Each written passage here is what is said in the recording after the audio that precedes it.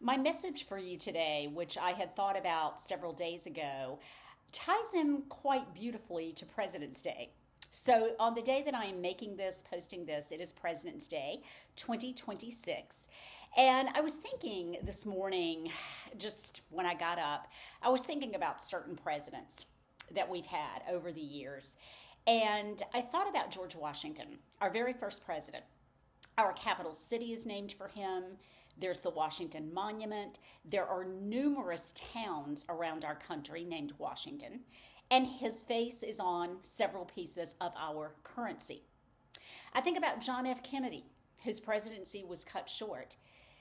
He has, there's JFK Airport in New York. There is the Kennedy Center in Washington, D.C. And then there's the Kennedy half dollar. I had to actually Google it to see if it's still being minted, and it is. So I was thinking about how these late presidents, former presidents, the legacies they have left behind. Monuments with their names on them, cities named for them, airports, all sorts of things.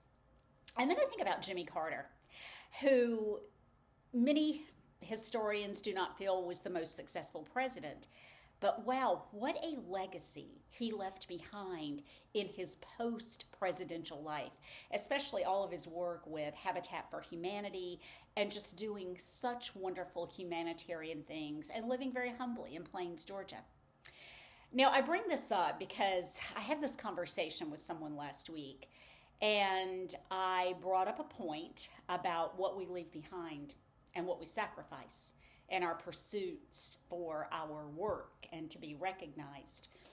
And I think all of us would be lying to ourselves if we said, well, we don't want any recognition. We don't want to leave behind something that has our name on it or some great something that we've done. I think all of us want that little bit of recognition or validation for who we are, what we can do. But most people don't really achieve that. And I think about some of the funerals I've attended of what I call good country people. People who were just ordinary.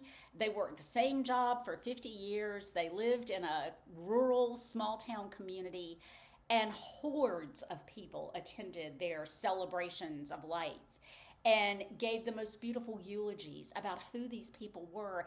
And the thread that was woven through all that was their love for others and how they treated others. And so when I was having this conversation with someone last week, I said in this conversation that sometimes we leave behind these great works we've done, whether they're record albums we've recorded or what have you.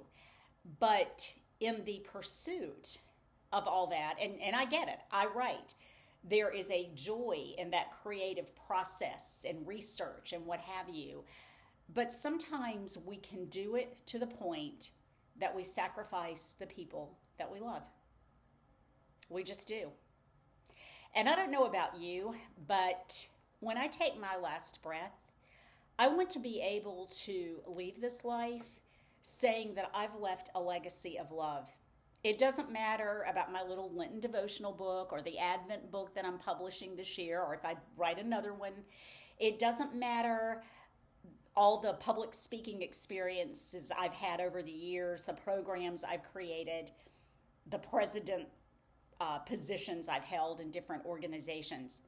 You know, that's all well and good. I believe in giving back to the community. But again, at the end of our lives, what is it that really carries forward into the next life? And it's love, and it's the people who love you. A lot of people have been some people's biggest cheerleaders. Even when they've been worn down, even when the road has been tested, to get pushed aside is a very hurtful feeling. But think about that for yourselves. Think about today being President's Day. Think about some presidents that you're a fan of. What are their names on? Buildings, monuments, cities, airports? Think about your life. What is it when you take your last breath that you really want to leave behind? Don't leave behind people who loved you. It's an important lesson. Hope you have a great President's Day, and I hope you have a great week.